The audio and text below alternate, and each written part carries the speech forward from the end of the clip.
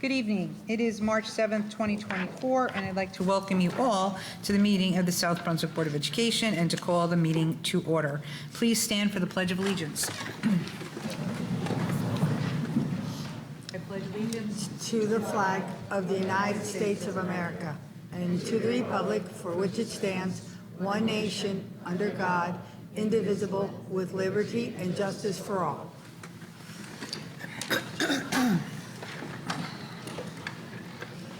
Okay. All righty.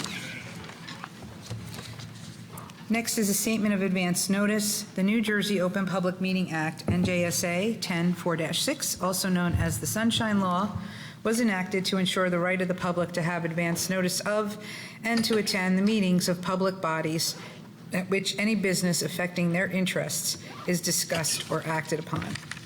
The primary purpose is for board members to discuss and vote on board business. In accordance with the provisions of this act, the board secretary has caused notice of this meeting 48 hours prior, including date, time, and location, to be posted in the South Brunswick Public Library, the board office, filed with the township clerk, and communicated to the Home News Tribune and the Star Ledger. It is also posted on the district website. Mr. Pawlowski, roll call, please. Ms. Julie Ferrara. Ms. Laura Hernandez. Here. Ms. Deepa Karthik. Ms. Alicia Khan. Here. Mr. Raja Krishna. Mr. Mike Mitchell. Present. Mr. Barry Nathanson. Here. Dr. Smita Raj. Here. Mrs. Lisa Rogers. Present. We have a quorum. Thank you, Mr. Pawlowski. Next on the agenda is the approval of agenda. May I have a motion and a second to approve tonight's meeting with approval to remove the executive session? So moved. Mr. Mitchell, move. I'll second. Mrs. Hernandez, second. All in favor? Aye. I pass. Excuse me. Sorry. The next order of business is board minutes. Board Secretary Mr. Pawlowski's draft of the minutes from the February 22nd, 2024 meeting is posted on the board portal. Are there any corrections to the minutes as distributed? No, then the minutes stand as written and are approved. Excuse me. Next order of business is the student representative, Defan Lee. Unfortunately, Defan is unable to attend, so we will move on to the report of the president. That would be myself. Okay. I never know how to do Lisa that. Rogers. What do I say? Okay. So first and foremost, last night, the Middlesex County School Board's meeting, there was a meeting, and many of the districts in Middlesex County, representatives from the boards, various boards came and attended, and Senator Vin Gopal was actually present. He actually discussed the various bills both the Senate and the Assembly are looking at, and this is in regard to the budget. Both Mr. Mitchell and Mr. Nathanson were present, and the board has received an email with a video recording of that, so I highly recommend that you take a moment to look at that. The March edition of the District Weekly Newsletter was distributed today and included information regarding budget season, including links to Governor Murphy's address, an explanation of how districts develop the budget, and the upcoming public Q&A forums that will be held on March 14th and March 20th for the public. Please keep an eye out for that. Finally, budget season is upon us, this month we are highlighting a few important resources in that link, including the responsibilities of board members and district administration. All that information can also be found on the district website, and I recommend that the public review that information as we will be moving forward with the budget discussion. Okay, moving on. The report of the superintendent, Mr. Federer. Well, welcome everyone. Congratulations, we have 35 of our National Merit Commended students here, 61 total in the district, and they have brought some staff, they have parents, and just fantastic. It's a great presentation happening shortly, so again, welcome and thanks for coming out tonight. Quick note for the board and anyone who watches the board meetings, we have to move the board meeting date from May 9th to May 7th. We have informed the board, but reminding you now, the reason for that move is to stay in line with the state's budget calendar. They made changes, which causes us to make our change. So just keep that in mind. Make sure you note that it's not on a Thursday. It's May 7th. Another important note, I'm glad we have people in the audience tonight. Tomorrow is the deadline to nominate educators and education support persons of the year. We sent all this home, but submissions are due by 4 p.m. tomorrow, and please take the time, honor that special person in the district. It means a lot to them to even just be, recognized in that way. It's a great thing. Some information board so you know, and our community will know. So we know that we've been talking about the new development behind 4 Executive Drive. There are 1,700 units scheduled to go in. We have our first registrant from the community. So it's interesting, it's not a new family, it's a family that lives in South Brunswick already, but is moving to those, and they will be, so they're already in our schools, but that is our first family registering from the new development. We did anticipate March being a start date, and that start date is actually this month, and we expect this now to be happening more regularly over the next year or 2 years as we get more students from that development. You heard President mention the budget forums. We have a whole bunch of budget forums. We have staff budget forums. We also have for the community, specifically Thursday, March 14th at 7 here, and we'll do the other one at Constable School on March 20th at 7. And we do encourage people to come out.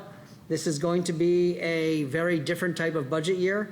I'm not going to get into the budget right now, but we are currently looking at a net hole of over $6 million. That's what we're looking at right now. And to get to minus $6 million is not easy. And we're going to be just talking with our community and our staff about how that's working and thoughts and ideas and all that budget stuff. So that's really important that the community understands, the staff understands what's going on and how we're going to work through that and get through it. My last part today is really a little bit of a preschool update. I'm going to ask Suzanne Luckborn, if you don't mind, Suzanne, would you give a report on where we are with preschool? Sure. Good evening, everyone. Thank you, Mr. Fetter. So exciting times in South Brunswick. As you do know, we received our eligibility to expand our preschool for the 24-25 school year, and I wanted to provide some updates here. First, I'd like to thank Principal Plummer. Mrs. Plummer has been helping me. She is the preschool principal, and we've had numerous hands behind the scenes working. So for the 23-24 school year, which we are currently living, we have 250 students enrolled in our program, a mix of 3- and 4-year-old students equaling 19 class sections. For the 24-25 school year, we have been approved to add 90 additional seats, bringing our total to 340 students, 25 classes. So I wanted to share a few highlights to get the word out, and those of you that are listening will have some accurate information that certainly you can share with neighbors and friends here in the community. First and foremost, we had a tremendous response to our preschool interest form, which went live between November and December. We had more than 400 applicants put their names in for those limited precious seats. Many people have asked us about our process, so I'm going to share a little bit about that process this evening and also answer some of our FAQs, frequently asked questions, that have been coming in since we released a notification of who was selected for our lottery. One of the most frequently asked is, why is our timeline so much earlier this year than it was in the previous year? And that's number one, because we know a little bit more than we knew in our first 2 years or year and a half of implementation. And we know that it takes time to maximize those seats, fill them all, plan for the placement, and make sure that we're meeting transportation deadlines so that transportation has notice to be able to plan for those students. So we recruited, as I said, in November and December. We did extend that a little bit to give everybody an opportunity to make sure they submitted their interest. We advertised through social media platforms, the Route 1 billboard. We had yard signs out in neighborhoods. We had people on foot delivering flyers about our program, and we also did a mailer to some of our communities to advertise the program. So I think it's important to understand that once a 3-year-old enters into our program, that student automatically will roll over into a 4-year-old seat. So many of the public were disappointed to find out that we didn't have as many 4-year-old seats, but we had to save seats for those 3-year-olds who were moving forward.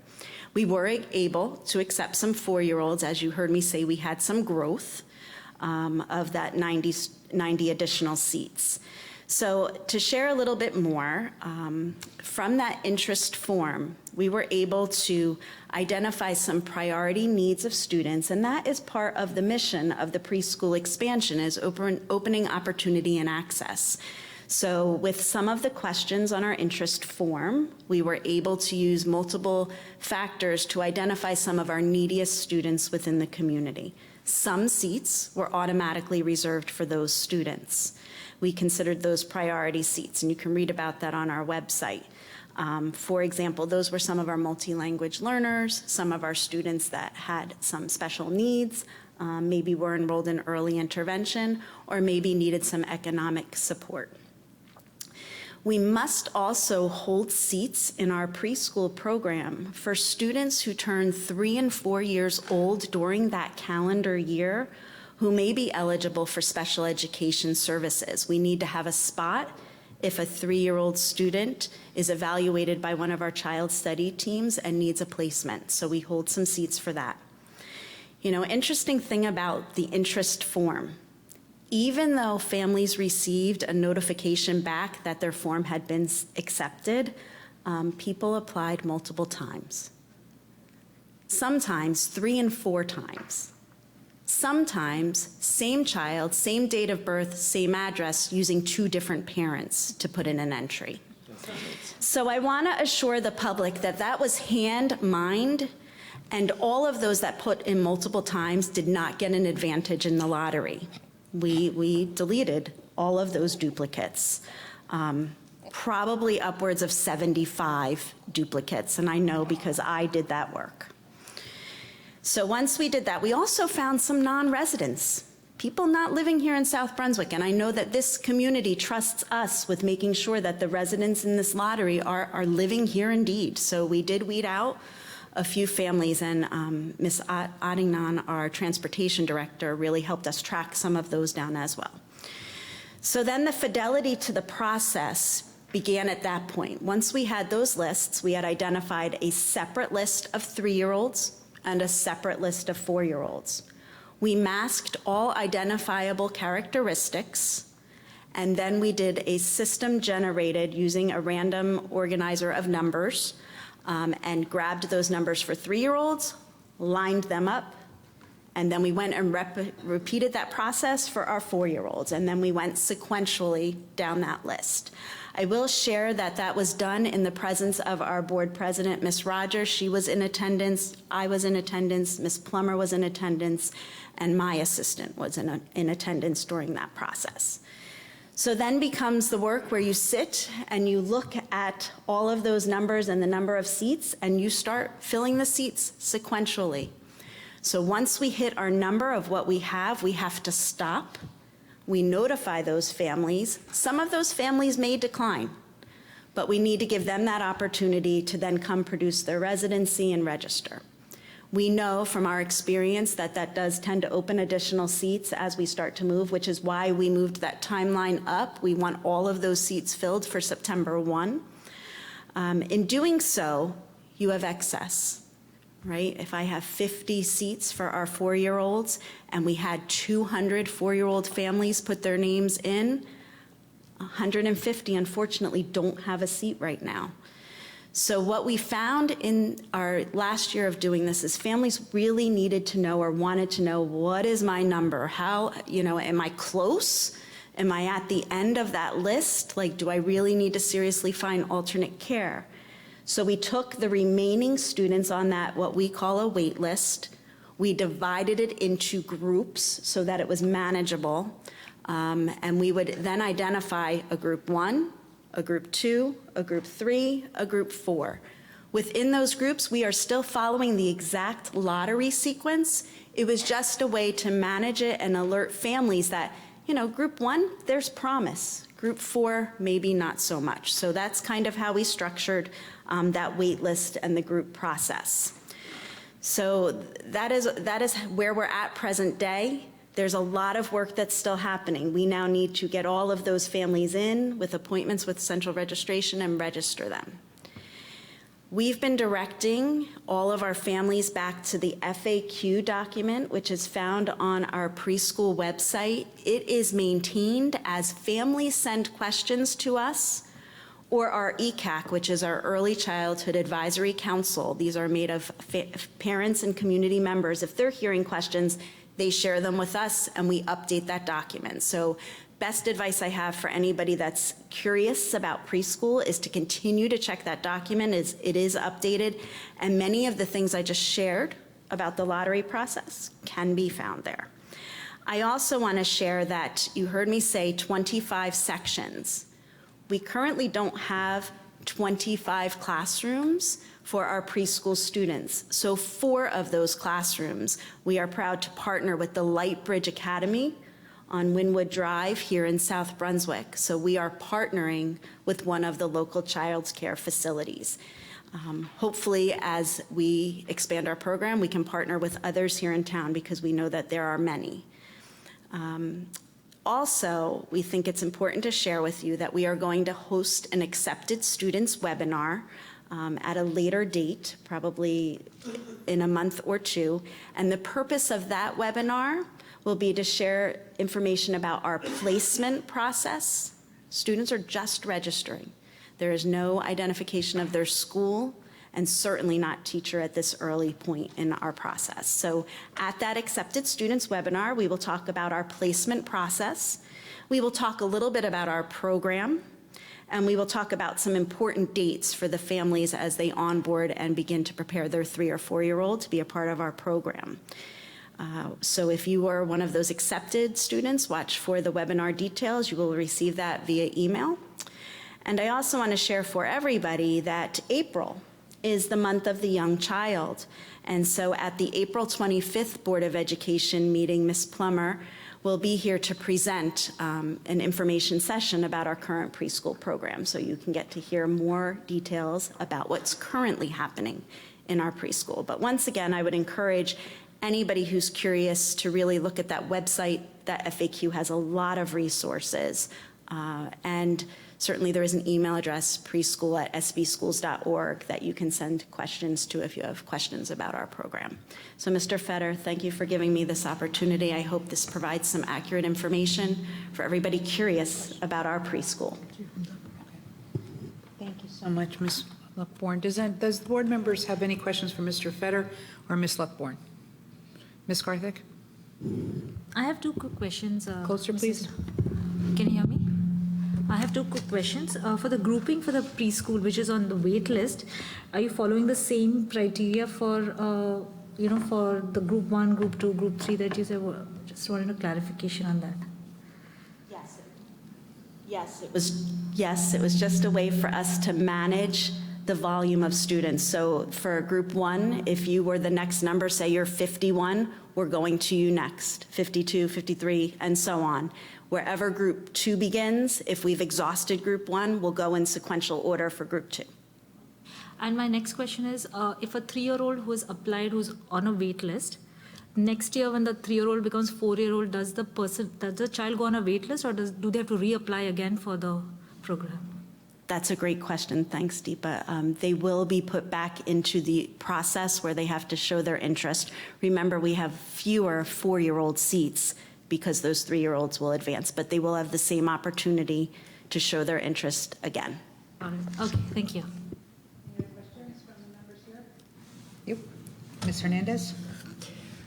So you said that you already chose the students that are starting in September, were full. And then you said there's going to be 90 more seats. When does that happen? So the 90 seats is actually already included. Okay. So we've accounted for those 90. Okay. Anyone else? Dr. Raj? There's an expansion, right? Preschool expansion. So that means we got more money from the state for the expansion, right? That is safe to assume. Yes, that's correct. We were approved for 90 additional seats to expand our program, which equals 6 more classes. Okay. And the other thing is transportation is also covered for all the additional students that will be coming up. Transportation for our preschool students is included in our local. You are only allowed to use the preschool aid for those that have expanded, but yes, for the growth, the aid from the state covers that, yes. Okay, thank you. Anyone else? I just have one quick question. Can you clarify, Ms. Suzanne Luckborn, that the Lightbridge Academy will be following the same curriculum? That's another great question. The Lightbridge Academy is a partner with us. They will be following our curriculum. They will be following our school year calendar. They will be working with our local teachers and supervisors when it comes to professional development. They will be an extension of us, housed in another location. Ms. Hernandez? I'm sorry. That's I okay. just wanted clarification. So the Lightbridge Academy, is that start in September with the kids you've already chosen? Okay. Yes, that will start with the students that have been chosen. So out of those students, that's part of that information session. We're going to share with the families some of the options that exist, the benefits of partnering with that Lightbridge Center. Another reason Lightbridge was one of our front runners was that they already have preschool expansion, that particular owner, in other locations. Okay, thank you. Any other questions? Mr. Feder, any other update? Nope. Good, thank you very much. Okay, moving on. Our next order of business is a recognition, which will be presented by Mr. Peter Varela, the South Brunswick High School principal, and this is part one of the 2024 National Merit Commended Students, Scholars, and Honored Educators. Good evening, ladies and gentlemen. Tonight's board meeting is our second opportunity to honor students for their stellar performance on the PSAT, which is also the qualifying test for the National Merit Scholarship Program. Being recognized by the National Merit Organization is truly one of the most prestigious honors for high school students each year. Now, to refresh our collective memories, I'd like to provide you with a little background about these honors. Every year, the National Merit Scholarship Corporation recognizes the 50,000 members of each graduating class with the highest scores on the PSAT as either semifinalists or commended students. Tonight, we are honoring the first half of our 61 commended students. Keeping with our practice, we invited our students to honor educators who have made a significant impact on their lives. Each student was asked to write a short personal note thanking a faculty member. Tonight, each teacher will receive a framed letter. In addition, all honorees will receive a certificate of accomplishment from Board of Ed President Lisa Rogers and the Board of Education. So at this time, Mrs. Rogers, can you join me at the podium, please? Before I begin, I would like to thank high school art teacher Norman Chow for selecting a piece of artwork that Sehar Kaur, grade 10 at SBHS, created for us. I would also like to thank Ms. Ramona Baker and Mrs. Marianne Murphy for their assistance tonight. So at this time, I'd like to ask the first row to please line up.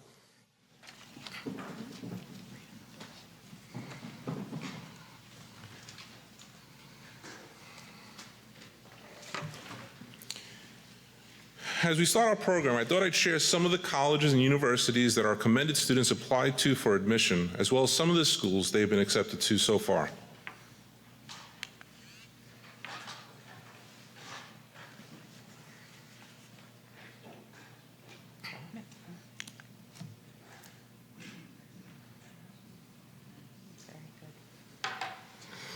Okay, our first honoree tonight could not be with us, but I'd still like to recognize him. I'd like to recognize Bidit Acharya. This upcoming fall, he plans on majoring in computer science. Tonight, he would be honoring William Hackmeister, a member of the high school math department.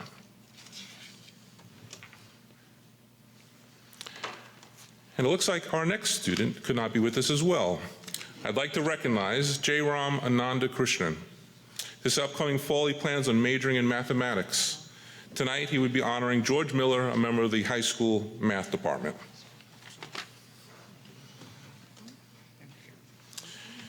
All right, our next honoree is here. Come on up.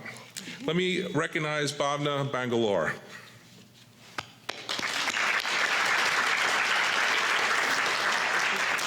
This upcoming fall, she plans on majoring in biochemistry. Tonight, she will be honoring Holly Studzinski, a member of the high school science department.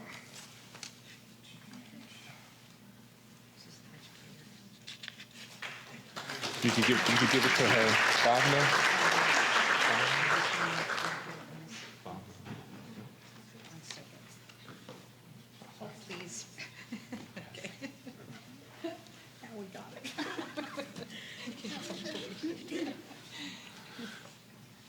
Our next honoree tonight is Siddharth Banigunlapati. Come on up.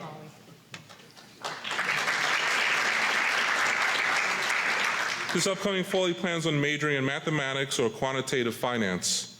Tonight, he would be honoring Mr. Mark Babbage, a member of the high school social studies department who could not be with us tonight. Congratulations. Good luck to you.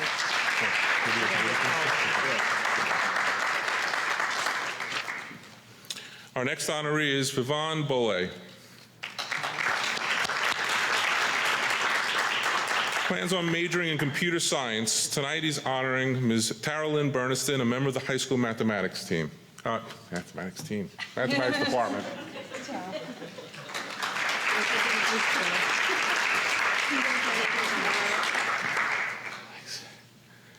Our next honoree is Manya Chugh.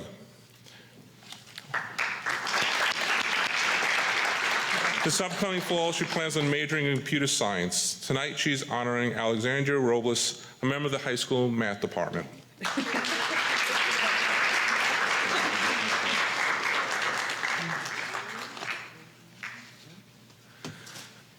Okay, our next honoree is Shreya Dingra.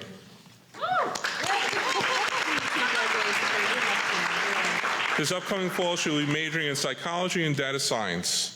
Tonight, she's honoring Linda Heffenträger, a member of the Crossroads South Music Department.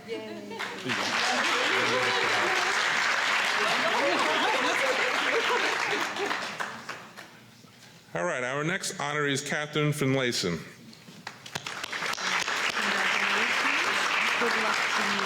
This upcoming fall, she'll be majoring in computer science. Tonight, she's honoring Anastasia Marcella, a member of the high school guidance department.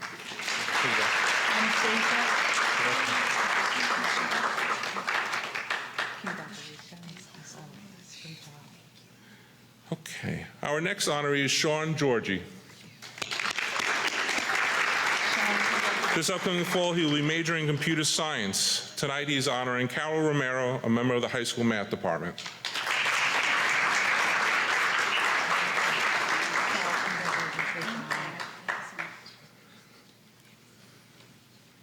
Our next honoree is Murthy Nayanaraja. This upcoming fall, he will be majoring in neuroscience. He's honoring Hannah Motley, a member of the high school science department who could not be with us tonight.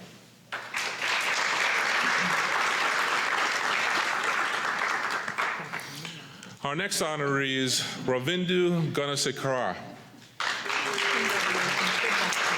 This upcoming fall, he will be majoring in biology and pre-med. Tonight, he is honoring Ryan Fisher, a member of the high school social studies department.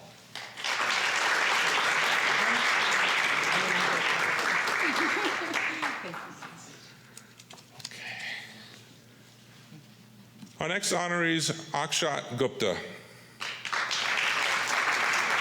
Unfortunately, he could not be with us tonight, but he will be majoring in business management. Tonight, he will be honoring Robert Saldino, a member of Crossroads South Science Department.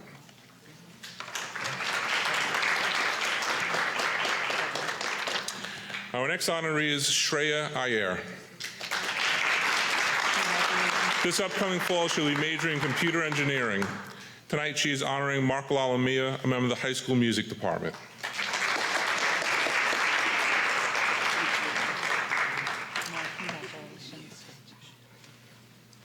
Our next honoree is Avani Kudlaskar. This upcoming fall, she'll be majoring in economics. Tonight, she's honoring Elizabeth Haston, a member of the high school math department.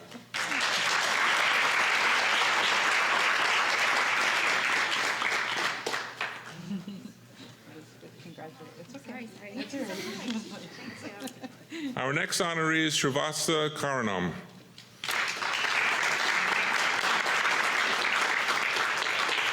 Unfortunately, he could not make it tonight, but he would be majoring in biochemistry and honoring Christopher Hines, a member of the high school social studies department.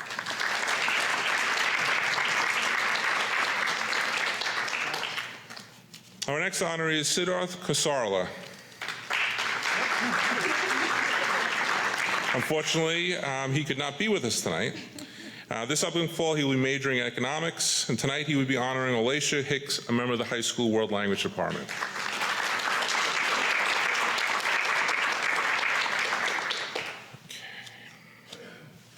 right? We're good. Okay. Our next honoree is Aryan Kushup. This upcoming fall, he will be majoring in aerospace engineering. Tonight, he's honoring Kenneth Sadowski, a member of the high school science department.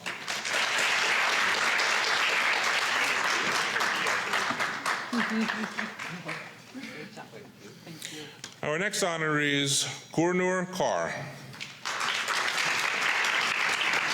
This upcoming fall, she will be majoring in biology and medicine. Tonight, she will be honoring Christopher Haver, a member of the high school math department who could not be with us tonight.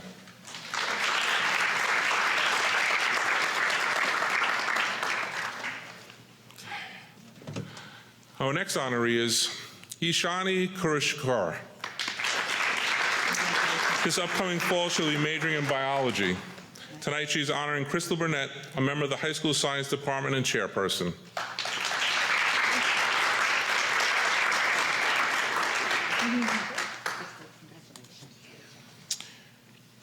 Our next honoree could not be with us tonight, but I would still like to honor Ira Kujalji. Ira will be majoring in business and finance, and tonight she will be honoring Janet Bogert, a member of the high school business department.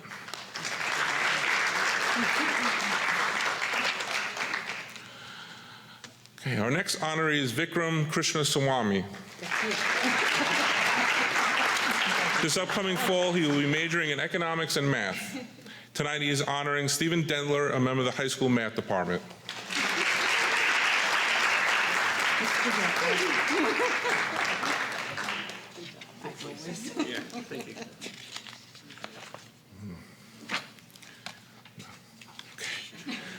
All right, our next honoree is Arib Mahmood. This upcoming fall, he will be majoring in economics. Tonight, he is honoring Glenn Ferraris, a member of Crossroads North Math Department, who taught him at Brooks Crossing.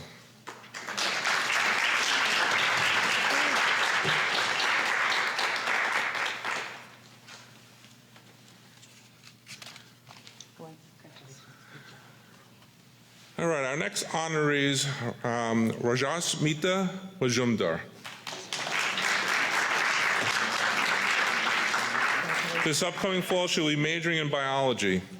Tonight, she is honoring Courtney Kessner, a member of the high school science department.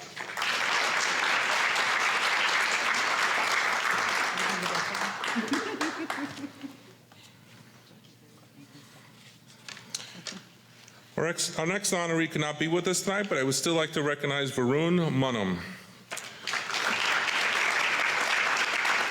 This upcoming fall, he will be majoring in computer science, and tonight he will be honoring Nicholas Ghazali, a member of the high school social studies department. Our next honoree tonight is Aryan Modi. This upcoming fall, he will be majoring in biotechnology. Tonight, he is honoring Jeffrey Tulashevsky, a member of the high school science department.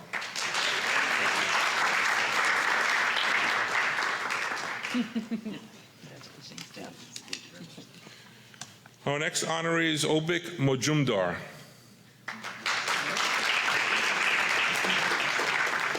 This upcoming fall, he'll be majoring in computer science, and tonight he will be honoring Shamila Shisti, a member of the high school science department. Our next honoree is Oheli Mujumdar. This upcoming fall, she will be attending college and is undecided on her major right now. Tonight, she is honoring Ramon Quinones, a member of the high school social studies department.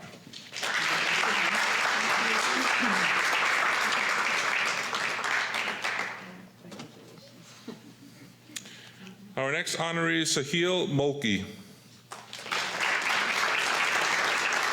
This upcoming fall, he will be majoring in computer science. And tonight, he will be honoring Austin Maitland, a member of the high school business department who could not be with us tonight.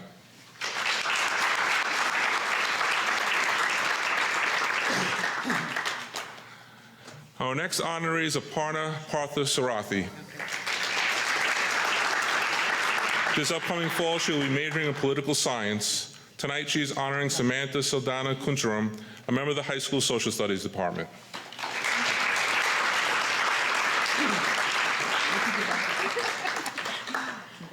All right, I want to recognize a few individuals that are not here. Our next honoree will be Rohan Patel.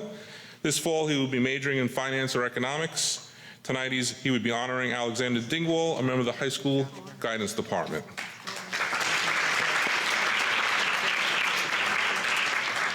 We also have Anna Pham. Unfortunately, she cannot be with us tonight.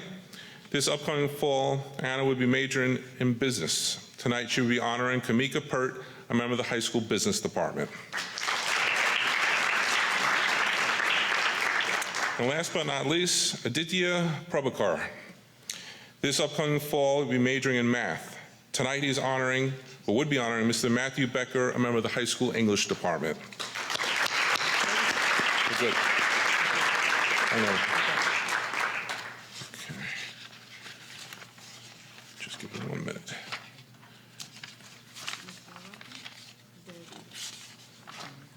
No, I'm sorry. That's the student thing. Good. And that's the educator. And it's fine where we're going, right?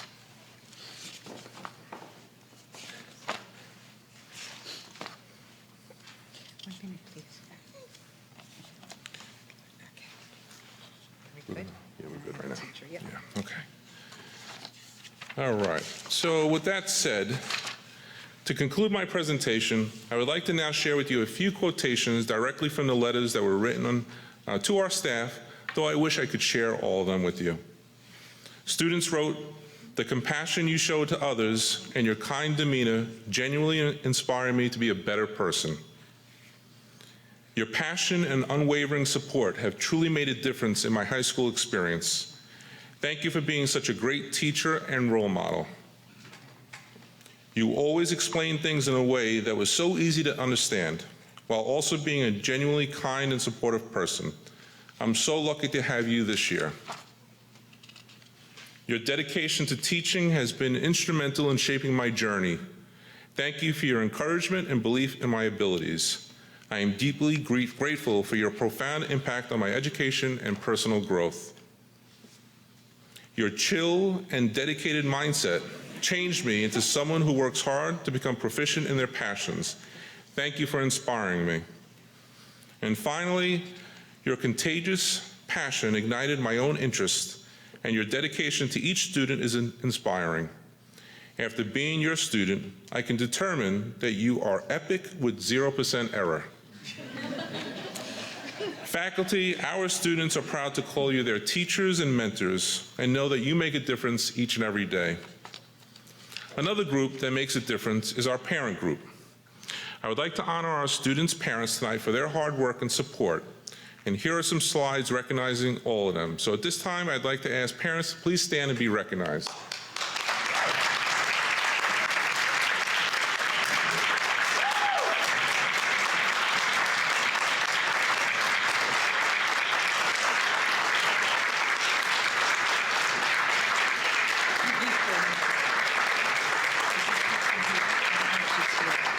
We're going to do it the next one. That's all. And finally, we have a truly talented group of students who are being honored tonight. It's important to note that our honorees aren't just high achievers when it comes to PSAT. They are effective leaders, talented musicians, artists, accomplished athletes, and much, much more. Again, congratulations, commended students, their honored teachers, and their parents. As I turn the microphone back over to Mrs. Rogers, please join me in one more round of applause for them.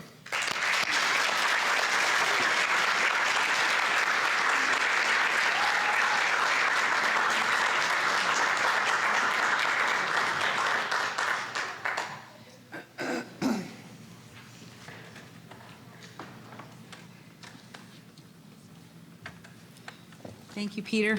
Thank you, students and educators. A great job, as always. On behalf of the board, we just want to say thank you to every single educator, not only here, but in the entire district. It is because of you that our students succeed. And to the parents, you should be so proud of the kids. They work very hard, and you work very hard. And supporting your students is the one thing that every teacher desires from a family. as well as this district. So thank you for everything you do to support your children. Thank you so much.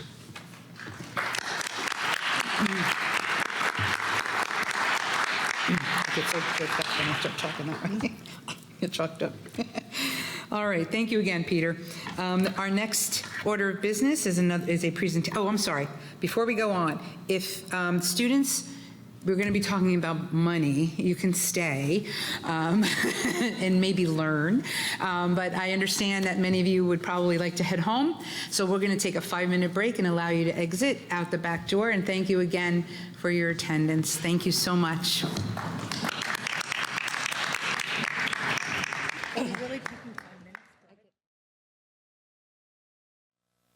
All right, we will move on to the next order of business. Our next order of business is the presentation from, and apologies if I pronounce the names wrong, Suppley, Clooney and Company, presented by Warren Korecki, and that is the 2022-2023 financial audit. Yep. Nice job. One person left. I was noticing all the majors. There was not one accounting major in the group, so that must tell me something. This is the presentation of the audit for the year ended June 30th, 2023. It seems like the reports are getting later and later every year because there's a lot of information that we have to get from the Department of Treasury. They have to do an audit and they have to give us audited numbers. So things are getting later and later. They used to be a lot sooner, but my hands are kind of tied with that. You should have two reports. One's the CAFR report, the annual financial report, deals with the finances, and the smaller report is the auditor's management report. Both of these reports are required by the State Department of Education. I would like to go over the smaller report. This is called the auditor's management report. When we do the audit, it's not just a financial audit, it's also a compliance audit. There's various rules and regulations in the administrative code and in Title 18A. Plus what the state gives us is an audit manual. It's about 300 pages long. And there's different areas they want us to at least test check a basis as we're doing the audit. So the smaller report is around 15, 16 pages long, but this is supported by a 300-page audit manual. And the state asks us to make, comments if we do have any. There's general areas in here, financial reporting, the school student fund, cafeteria, purchasing, payroll, student transportation, the school food service area. And once again, there are no formal recommendations in this report. There's none. Everything that we tested in the manual was according to the rules and regulation. Things were up to date. Things were, current, and they were in compliance with all the rules that we had, that we did have to check. So, it's hats off to Dave and his crew. I mean, everything we asked them, we do bother them a lot. We do ask for a lot of information, but there were no recommendations, once again, in this year's report. Okay. The bigger reports, the annual comprehensive financial report, this is the financial statements that are presented. This is in accordance with generally accepted accounting principles. Again, the state gives us a manual that backs this up, that we have to follow the presentation. It's quite extensive. There's not just financial information here. There's a lot of demographic information and statistical information. Sometimes it gets a little confusing going through this because there's district-wide financial statements, there's budgetary, there's fund financial statements. So what I like to say is there's one statement in here that I always like to point out. It does start on page 99 and goes to page 109. It's called the budgetary comparison. It's one of the most detailed statements in the report. It gives you what you start with your budget. It gives you all the revenues that you realize by different categories. It gives you your expenditures that you have by, detail categories that were in the budget. It gives you the variances that you have. It's one of the few statements that's, very comprehensive. A lot of the statements in the front of the report are just, they're summarized, and you really can't tell too much. You only can tell totals. But this, the one, the C statement, and it emulates the budget that you adopted for 23. So as you're working on I assume your 25 budget, this is somewhere to go. You can see how you operate it in prior years. My only problem with the report is very few schedules in here that are, they're not comparative. So I like comparative statements so you can compare back and forth. There's really nothing in here. that does that, but I don't make those determinations, GAP does. And this statement also acts as a profit and loss. You did end the year with $28,881,000 of surplus. However, that's not all free and clear. When I say free and clear, it's made of different components. There's a capital reserve of $1,468,000. There's a reserve for encumbrances, $3,888,000. Encumbrances are just orders that were not completed by year end, so there's money set aside when they come in July, August, September to pay for them. It has the surplus that you reserve that's used in the budget year right now, the 24 budgets, $8,700,000. There's excess surplus. It's $3,950,000. They say it's excess, but it's in excess of 2% of your total operating expenses, so you set that aside and it's used in the 25 budget. And then your unassigned surplus that's free and clear is $5,973,000. That's what you can use for any purposes that you need or use for, the budget year that's coming up. Okay?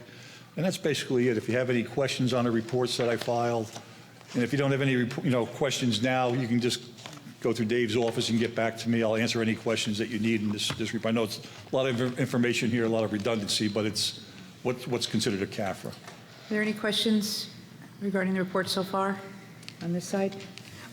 Mr. Mitchell. I have a question about the public employment, the public employees retirement. PERS, on page 114. But it's a general question. How often is that, I don't know if this is appropriate or not. How often is that funded? Well, since it's called you're in it's a state plan. It's not an agency plan, but you're part of a group. And the state comes up with those numbers based on IROC reports that the board files with the Division of Pension, based on the salaries every year. And it's really almost like 2 years behind. By the time they get all the information, they do the actuary reports. Now, that's one of the reports that holds up the audit report every year, because the Department of Treasury has to do an audit of the Division of Pension. A report comes out, it allocates it to all the different districts, and that report is given to us, and those are where the numbers come from in this report. So your report is dependent upon the state? Yeah, I have to wait for those numbers. Plus, when they came out what's called GASB 68, they wanted pension numbers in the report, detailed numbers. But since you don't really, it's not your pension, it's the state pension. So you have to wait till they have their audit before they give it to us, then we can put it into the report. Makes sense. And that's the problem with all the different districts. They have to allocate it by the 500 different districts. Thank you so much. You're welcome. I just have a quick question. On the smaller one, page 9, which is the schedule of the enrollment. Just a quick question. When you do this, it is strictly the enrollment that is sitting in this district. It doesn't include enrollments that go to charter schools? No, this is just from the reports that are given to us. Okay. It doesn't include charter schools. No charters, okay. Any other questions? No, thank you so much. I'm going to ask that the board members, if after you are completed with both of the documents, the thicker one, if you can return it back to Dave, in case we need to give copies to someone, so he can keep them on file. You could bring them next week. Go ahead. My statement, my kind of clearing statement on the 2 booklets that you received this evening. If you're not going to read it, I have people that really want one. Yeah. So if you're not going to spend the evening, or even if you want to spend the evening or two with it and just kind of dig through it and come up with your questions and then hand it back, that would be awesome too. But unless you're going to use it consistently, you get one every year as a board member. So if you're not going to use it consistently, I will take those back. Okay? Any other questions? Thank you so much for coming tonight. If you do, we have this in PDF, so Dave, if you need a PDF, I can just forward it to you, and then you can just give it out and disseminate it that way. It's easy. Paul gave me a PDF as well. That's a good point. So if you do need a copy of it, PDF's easier too, because you can search it. Then you can search it. That's a good point. Thanks, Warren. Actually, I do have a question. Do we have to get the big, thick books? Is that a requirement, or can we just use PDF? You could just use PDF. I mean, we don't have to have the big, thick books, but No, one hard copy. No, Then we don't even send hard copies to the state. It's all PDF to the state. A lot of boards only get 2 or 3 copies a year now. That's it. One file copy, that's it, and everybody else gets a PDF. That's strictly up to you. Can we make a recommendation to just what you need specifically, and then the board get PDF? I'll work with the auditors to get That'd be great. It saves some trees. Thank you. Thank you, Warren, for all your work. We Yes, appreciate it. That's a lot of work. And thank you, Dave and team, for everything you guys do, because that's a lot of work, Yes. especially when the auditors come in. Hats off So, to the team. yeah. And Paul Frieda, who also works with Warren, is the actual auditor that's on site with us. And Paul kind of works as a consultant with us throughout the year. If we have questions, instead of doing and then asking for forgiveness, in our world, it's ask, and then we work together to come up with a way to get things done. Right. And hats off to Suppley Clooney, because they are a wonderful audit firm. Yes. And they've worked with us For years. very well right? for a lot of years. Yeah, many, many years. Yep, very long time. Yeah, they're a good Great group. team. Ms. Ferreira? I just wanted to reiterate, did he say we had a surplus in our budget last year? No, there's, You have a budgeted surplus every year Okay. that you carry over from year to year. And the amount was, This year, it's like 5.7 million okay, that we'll use again next year to offset expenses. okay, thank you. any other questions? Good. Okay, then that closes out that part of the agenda. Next is board committee and liaison reports. So we will start with the Education Committee. Any update? Yeah, the Education Committee met on February 22nd. Present were myself, Dr. Raj, Deepa Karthik, Lisa Rogers, Dr. Memon, Suzanne Luckborn, and Rafael Morales. Mr. Fetter was under the weather, was unable to join us. So Suzanne gave us a little briefing overview on Title I and exactly what it is and what we do with those funds. And it's federal funding that we get for free and reduced lunch. You know, there's a certain percentage. So she went into that whole process of, you know, how that money's allocated. And then we also discussed, Dr. Mammon, we talked about book placement and grade level and appropriateness of curriculum and curriculum versus elective. And she went through the process that we do here in South Brunswick and how we choose books or we don't choose books, where they are placed or where they are not placed. There's this whole big process and links that you can go on. So she discussed that. And we also touched on a little bit in Crossroads South. We have a monthly inclusion day. And they had a Hajib Day and how that was celebrated. And we just discussed that a little bit. The end. Diane, thank you so much. Appreciate that. Policy Committee, any update? Yes. Ms. Khan? Thank you. The policy committee met prior to this board meeting, and I'll be providing an update at the next meeting, and all the policies discussed tonight will be up for first read at the next meeting. Great. Thank you very much. Finance update. Mr. Mitchell.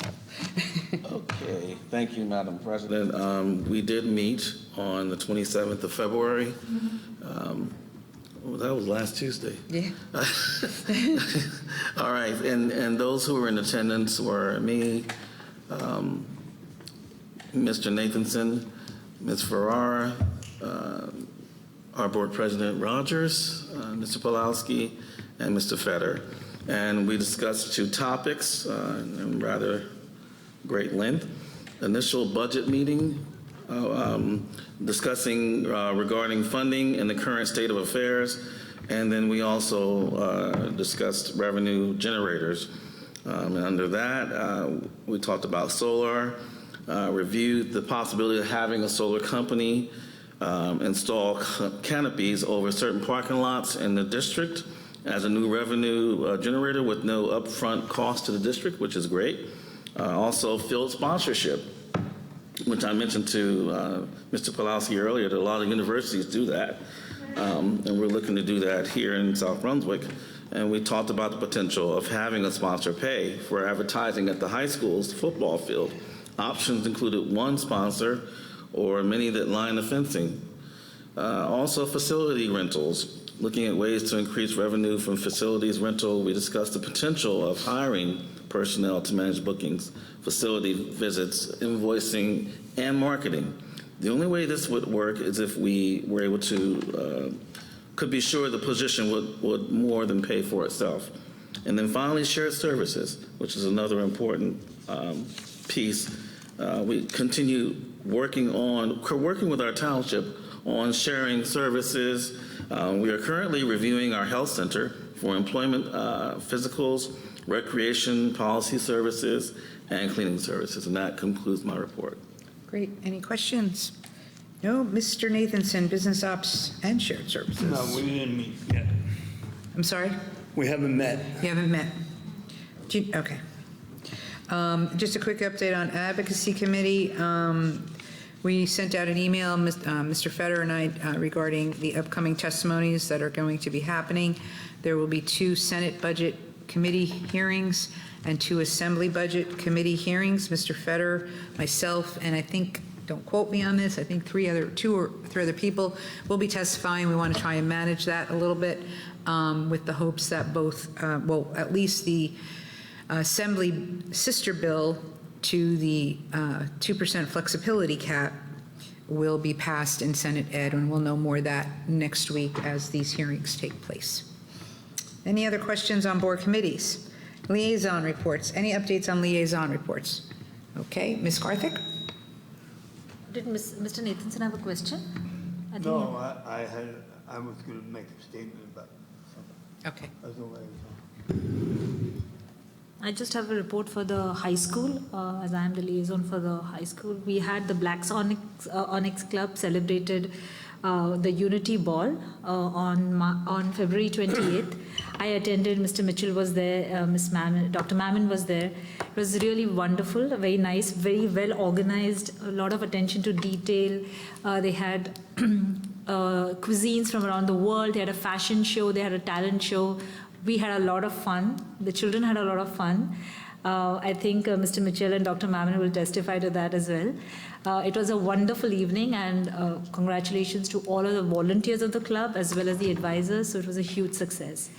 I also attended on March 5th National Honor Society induction for the high school, which was very nice, very well organized. It's a 2-part series, so because we have so many National Honor Society students. So one was on 5th March, I think the second one was on 6th. I attended one of the days, so it was a wonderful event. So next year, whoever can attend these events should also come along with me. You were busy. I was. Any other liaison updates? Mr. Nathanson. Yeah, Mrs. Rogers, you brought up the county meeting.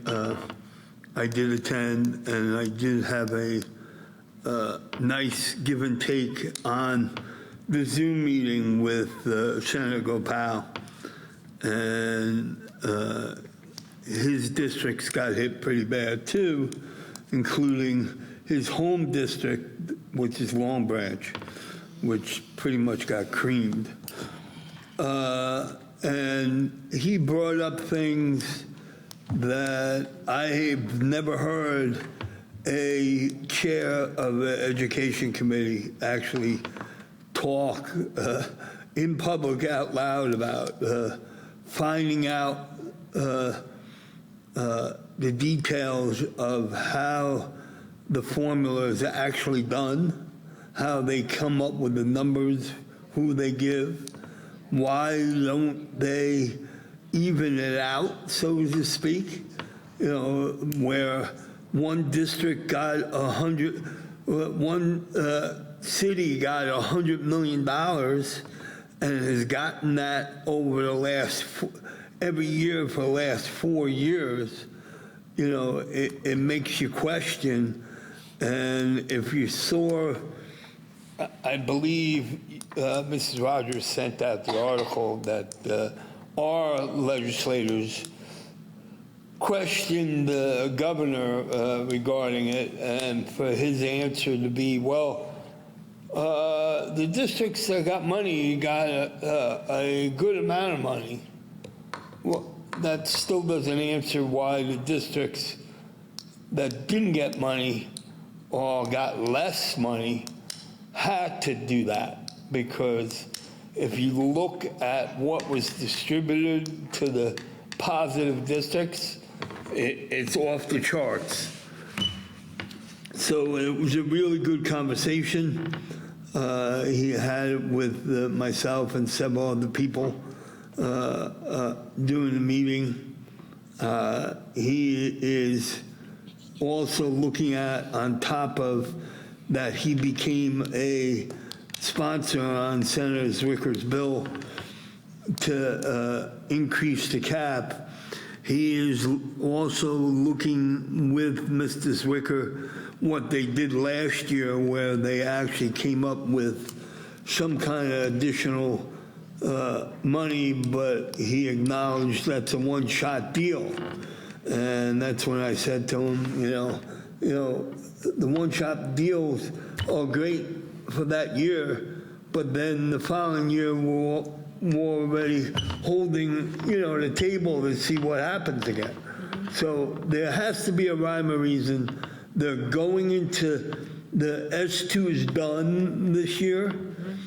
They haven't even started a committee to research what the new formula was going to be. He sounded like he was going to try to generate that out of his committee. So, because you got to start now. We got to look at it now. Right. So he had some really positive stuff. I know I sent the email that I got to Mrs. Rogers and Mr. Mitchell, and Mr. Mitchell went ahead and sent it out to the rest of the board. You should really take a look at it. Yeah. It was a really good meeting. Yeah, I believe the video and the script of that meeting was sent out by Mr. Mitchell to the entire board. Right. Senator Gopal can be found at about minute 39 if you're interested in hearing and reading, because the script is attached. Thank you. Yeah, he came in a little later. Yeah, thank you. Thank you, Mr. Nathanson. Ms. Karthik. Yes, I apologize for missing one other club that I attended in high school, which was a Temptation Club. I'm so sorry, I got mixed up with the dates. It was on February 23rd. I attended that event as well. It was a wonderful, wonderful show of music, art, culture, everything. So it was amazing. It was lengthy, but it was beautiful. I enjoyed it thoroughly, and I encourage all the board members to come and see that show. It was wonderful. So please do come next year. And congratulations to all of the, the advisors and yeah, it was wonderful. It was beautiful. It was beautiful. One quick thing Yes, to Mr. add. Nathanson, because that's So Dr. Roach. this weekend is on Saturday, early morning is a New Jersey School Board's Yes. Legislative Committee meeting. I just got some additional emails. I'll send it to the entire board. What makes this meeting unique is that every district in the state is represented.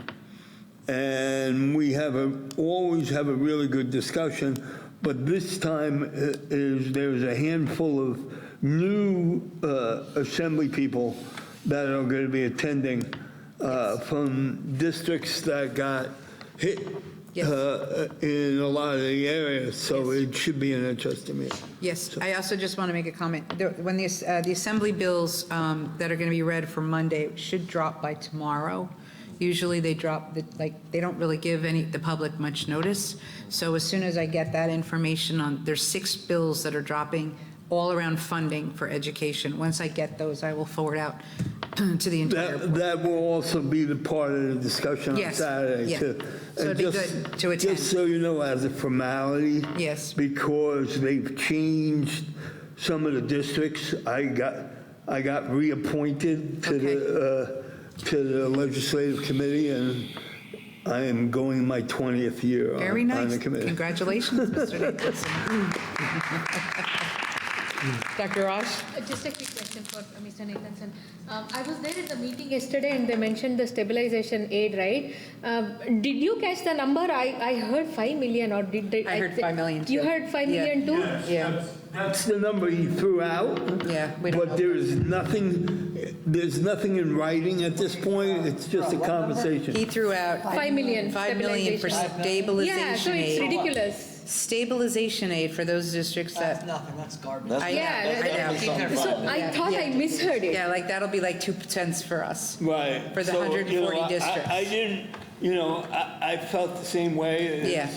as Mr. Feder just said, and I didn't re-bring it up. Yeah, so. I feel that it just was a number he threw out. Whether or not even that comes close to it, who knows? No, because when Zwicker did it last year was a lot more. Yeah, right? well, we 100 got plus, it. right? Yeah. It was 100 plus. Depends which one. There was Right. one for 100 million, Right. Right. there was one for 20 million. Right. It's all over the place. So many bills that are flying around education funding, it's ridiculous. Mr. Mitchell, whew, wait, yes. Did you have an update? I'm sorry. Yes, I do. Okay. The two of them were already covered. Good. But I will say I did attend the Black Onyx Club. Great. I am thankful for the invitation to the Unity in Colors Ball last week. It was excellent, as Mrs. Karthik testified to. Wonderful food, and the overall vibe was just out of this world. Good. So congratulations to those advisors and to the students who came, and they were looking handsome and beautiful, like professionals, and they carried themselves so, proper and just like they were enjoying themselves. That's great. And that's what it's all about. So I'm looking forward to it next year. Also, the NHS induction ceremony, I was able to go Tuesday night, and it was just excellent. I've been able to go the last couple of years since we've gone back in person, and I've enjoyed each and every time. And then last but not least, Cambridge Elementary School had their Black History Month event also last Wednesday. And I was able to view multiple student-produced projects, and they were highlighting past and present African Americans who have made an impression upon our country, from Venus Williams to, Serena Williams to Kareem Abdul-Jabbar to, of course, ones that we've heard for years, Harriet Tubman. So it was a great event, and it was just great to see it was only the 5th grade, I believe, that did that project. So kudos to every student at Cambridge, and also to the parents who were there to support. These parents I've gone to events, and these parents don't fail to show up. Let me tell you, they don't. And I really appreciate them and the love they have for the children and for the support that you have, because it really makes a difference in their success. So thank you again for that, and that concludes my little report. Very good. Thank you so much. Any other updates? That's it? Okay, moving on, closing out board comments and liaison reports. We will now move to public comments on agenda items only. The Board of New business? No? Don't we do Don't that? have any. No, we have that after. I have public comments and then old business, new business. Oh, yeah. We Public good? comments. Yep. Yeah, Okay. good. All right. Secretary's keeping me straight. That's okay. Oh, it's always good to double check. Okay, next is public comments on agenda items only. The Board of Education recognized the value of public comment on educational issues and the importance of allowing members of the public to express themselves on school matters of community interest. Complete copies of Policy 0167, which govern this portion of the meeting, are available to the public at the entrance, online, or contacting the board office. To permit the fair and orderly expression of comments, we ask that participants be recognized by the presiding officer, preface comments by announcing his or her name, place of residence, group affiliation if appropriate, and by completing the sign-in sheet. Please print legibly, or we may be unable to document your name for the permanent record. Each statement made by a participant shall be limited to 3 minutes. No participant may speak more than once on the same topic. Mr. Pulowski will indicate when you have 15 seconds remaining. All statements shall be no participant may address or question board members. No discussion between a participant and respondent shall extend a 3-minute timeline. It is our plan to listen to each member of the public. Once all comments and questions from the members of the public are made, the Board of Ed may respond via email in the most timely and efficient manner available. All questions and comments will be noted. Mr. Pulowski, are there any registered voters for this portion of the public public comments on agenda items only. We do not have any. Okay, very good. Phew, I'm getting tongue-tied. Is there anyone in the audience that would like to make a comment on agenda items only? Agenda items only. Okay. Please step to the podium, state your name, place of residence, please spell your name, and if you can, sign. There's no sign-in. Oh, there's no sign-in. All right, well, we'll get that. Okay, it's Just say your name very clearly and spell your name. Lisa Garwood, Garwood. I live in Princeton Walk in Heathcote.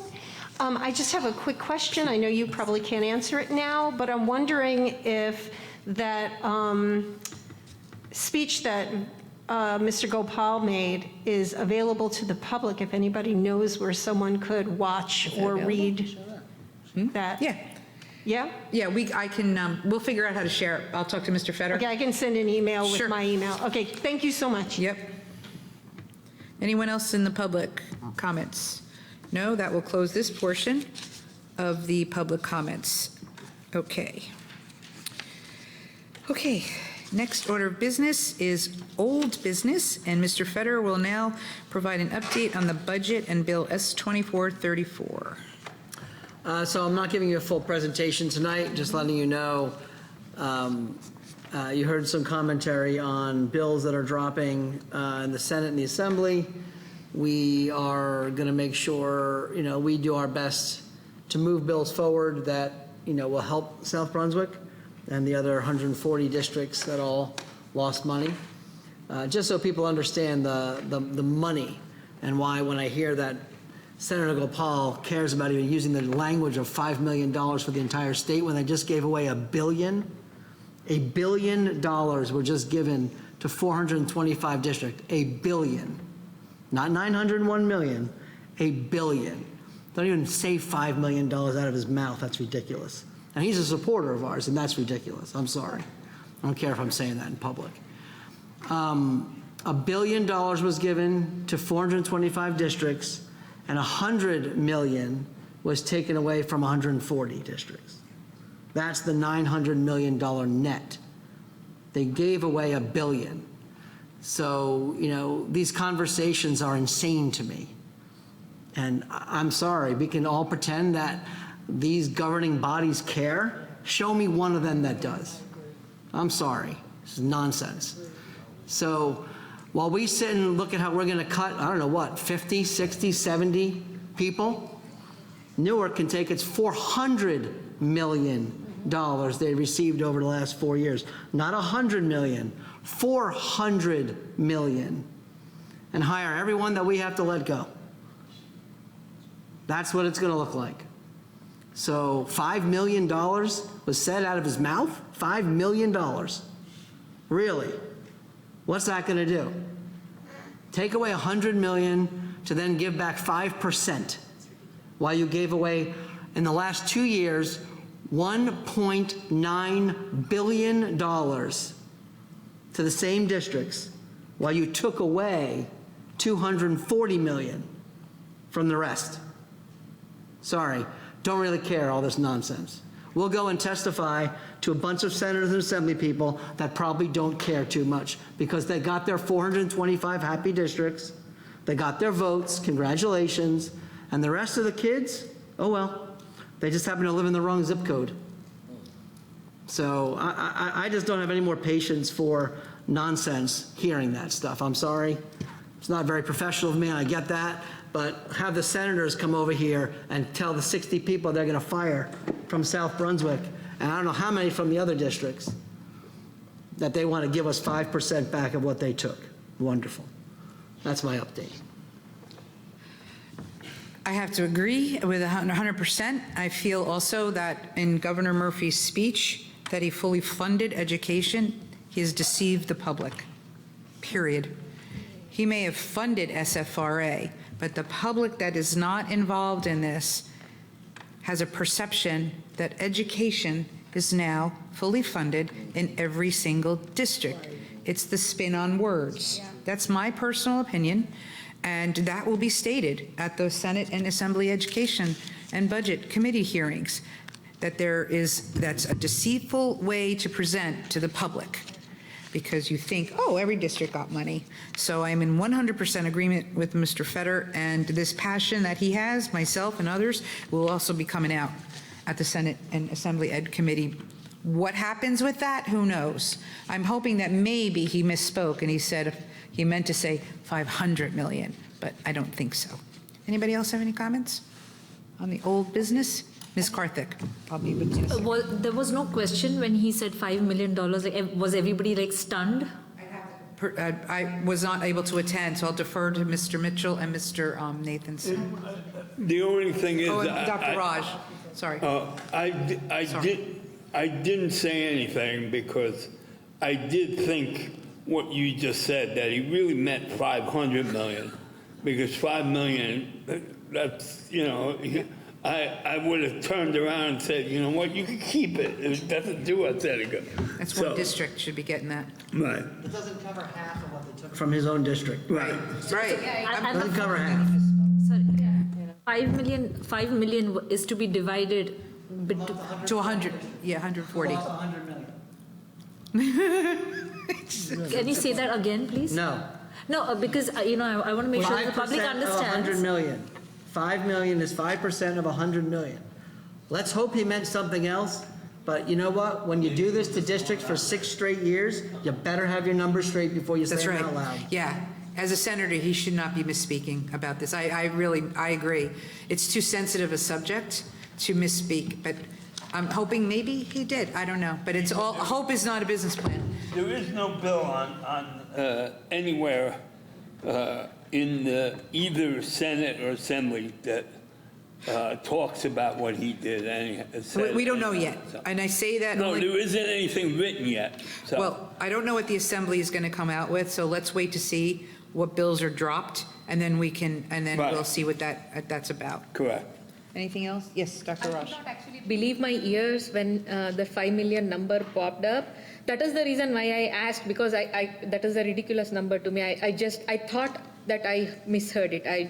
You know, that is not a number that's believable enough. So I needed others to validate what I heard. Well, maybe we could send a note to his chief of staff and say, can you clarify, did he mean 5 million or 500 million? But we'll take that off record, off the table for now. That's to be discussed beyond I this. also agree with President Rogers' personal opinion. I share your opinion that, you know, public were deceived. Full funding doesn't really mean that our children's education is being taken care of. No, it is not. Right. It is just a play on words, and we were deceived. Even I thought that fully funded public schools meant every child in the state would be, would be treated equally, but that is not really the case. And there's quite a lot of news coverage on it right now. There's a lot of articles, so all you got to do is just type in New Jersey Education SFRA, and you'll see quite a few of comments coming from the media. I believe it was also on CBS after his speech, I believe. Yeah, so there's getting some good coverage. All right, very good. Well, that closes out old business. Next order of new business, we see none at this time, so we will close that out. Next is the consent agenda review and walkthrough. Mr. Pawlowski, please. We have a pretty succinct consent agenda this evening. 1.1 through 1.3 are standard operating procedure for the business office. We have a bills list, Chapter 192, 193, revised allocations. We have some non-public technology orders. We have on 1.4 an approval of an educational consulting services for our ELL program. Approving 1.5 is approving a per pupil tuition costs for South Brunswick. We have 1.6, the approval of our audit report for 2023 that we heard this evening. 1.7, we have an interlocal services agreement with the South Brunswick Township with the Board of Education for our SRO program for the current year. We're approving a uniform state of memorandum of agreement between educational law enforcement officials and the state, or excuse me, South Brunswick Township Schools, Board of Education. And then we have our travel. We're also looking at professional development, student field trips, harassment, intimidation, bullying reports. And we have a maintenance agreement with the South Brunswick School Maintenance Association and the Board of Education. We're approving for the July 1, 2022, all the way through June 30 of 2027. And then you have your personnel report. And that's your consent agenda this evening. Any questions for Mr. Pawlowski before we take roll call? Ms. Ferreira? The maintenance agreement, is it backdated? Or did they solve their issues with the union and they have a contract? They solved their issue. Everybody came together, negotiated a contract, and it took a little bit longer than expected. Okay, so it's back from. It's signed. They were without contracts since 2022. They were working under previous contract, and they'll Okay. get paid retro. Okay, thanks. Very good. Any other questions? Ms. Karthik? I'm coming. Mr. Pawlowski, on page number 6 of the backup of the consent agenda, there is a line item in the financials which is Can you just say it again? Sorry. the backup consent agenda. On page number 6 in the financials, there is a line item that says South Brunswick Board of Ed. The description is prescription plan, and it's a $2 million amount. If you could please provide clarification on that, that would be helpful. So the South Brunswick Township School District pays approximately $6 million a year for prescription insurance, and that's our prescription plan that we have for employees. And as the purchase order dwindles down, we replenish it with transfers to that purchase order. So that's a payment to a purchase order that will last us another 2 or 3 months, and then we'll have to make another transfer again. Got it. So we're Okay. feeding the purchase order to make the payment to the insurance company. Understood. Thank you. Ms. Ferreira? The line item for consulting services for ELL, is that for all schools? Yes, it's a district consultant. So do we know the name of the company that is, Yep, it's in the motion. okay, thank you. It's Up the Bar Consulting and Lift As We Climb Consulting. Lift As We Climb is providing consulting services for the EL program in 3 elementary schools. And Up the Bar Consulting LLC is providing a comprehensive ESL audit. Okay, thank you. Great. Any other questions this way? And this way. Questions, Dr. Raj? I have a question, I have a comment. I would like to highlight to the public, people who are watching, listening to us, that this consent agenda also has per pupil tuition costs. It's a very important data point. We see a lot of garbage on social media and things about how expensive, how wasteful the district is and things like that. Per pupil tuition cost gives us it's a good data to have and to compare with other districts and how our district is placed. So I urge the public to take note of it and not fall for misinformation online. Very good. Thank you.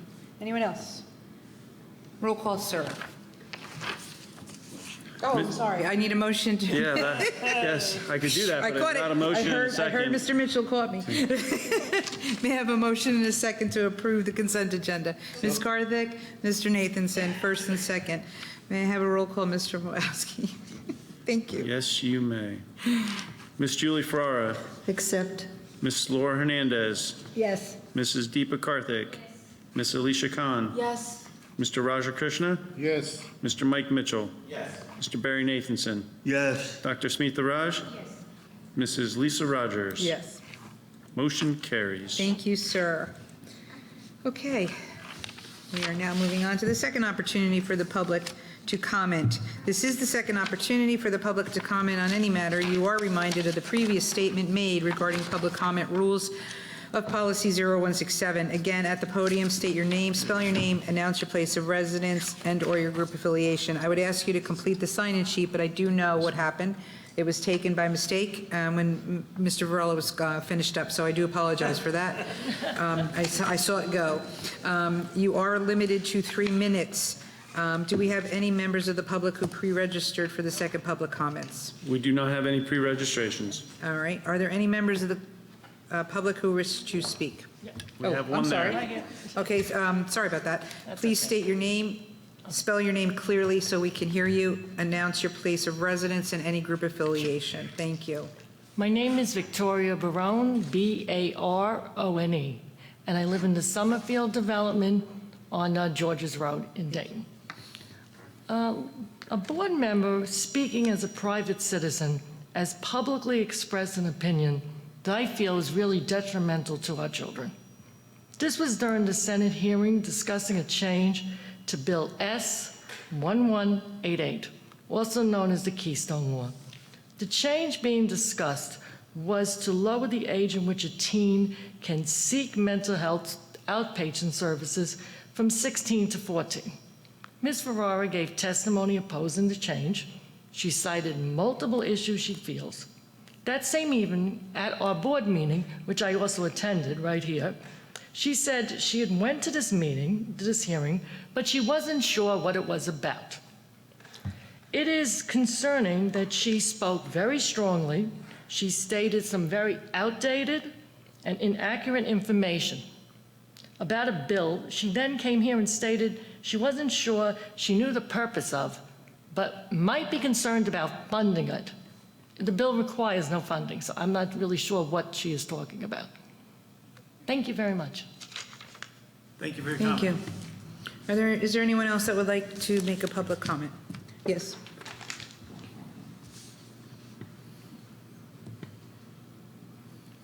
Still Lisa Garwood, still Heathcote, Princeton Walk, Garwood. Ms. Ferrara, as a private citizen, has spoken publicly against supporting the LGBTQIA population in the past.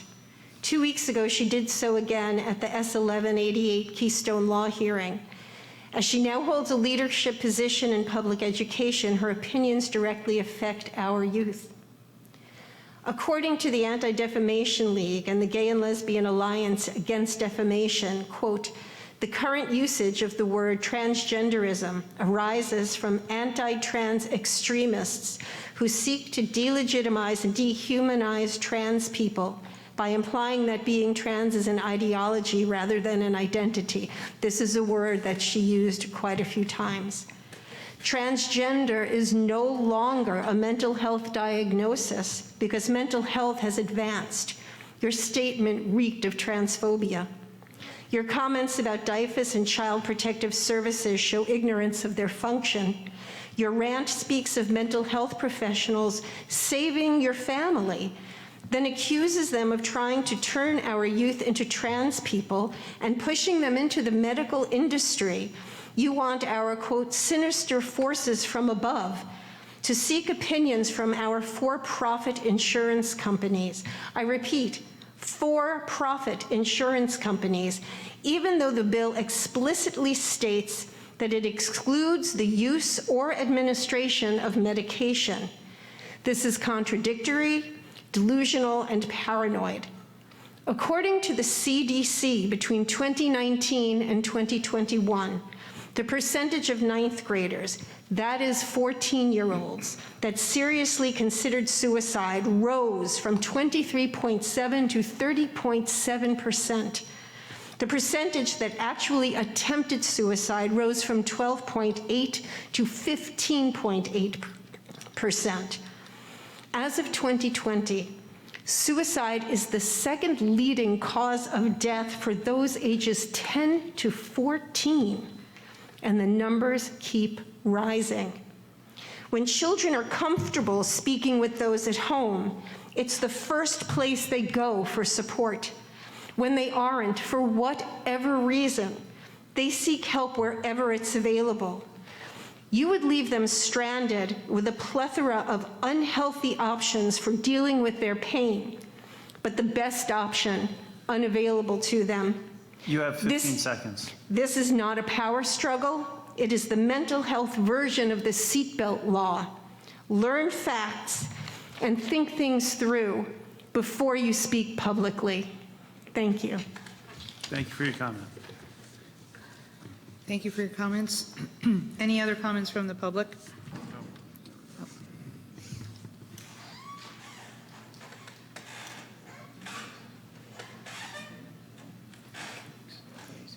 Oh, boy. I know. Hello, Albert Lipovsky, North Brunswick, New Jersey. That's Lipovsky. I have two items I wish to address. First is the business with the budget. I was fascinated when I looked at Asbury Parks getting a big reduction. Think about that. And that's a poorer district.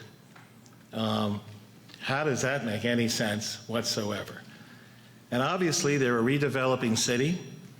Things are getting better. So somehow, they're getting punished for that. So looking into whatever this crazy formula is really something that needs to be made public. I know that it's not something that they're allowed to release the exact criteria they're using, but that makes no sense whatsoever. And, it's affecting these districts. It's terrible. My second comment is just about what we just heard about Ms. Ferrara. There are many studies on both sides of this issue. I suggest that some folks look at the long-term Swedish study and the recent study released from Finland, which both contradict the general assumptions that are made. I'm not going to go into the details of those studies, but I suggest anybody who wants to read them. Both studies are long-term studies. Sweden has addressed this since 1996. They have a long-term history, and they have changed their opinion in those Nordic countries of how this issue is dealt with. We're at the beginning of this, we're in the middle, and I think those long-term studies should be considered before we proceed. Thank you. Thank you very much. I just want to make a clarifying statement, and I may have misunderstood you. You said that we won't release the formula. It's not the board. Okay, I just wanted to make sure. I wasn't sure if I heard correctly, so I just wanted to clarify for the public. Thank you for your comments. All right. Any other comments in the audience? Seeing none, we shall move on. And I think I made a boo-boo here. Hold on 1 second. Okay. Moving on to adjournment.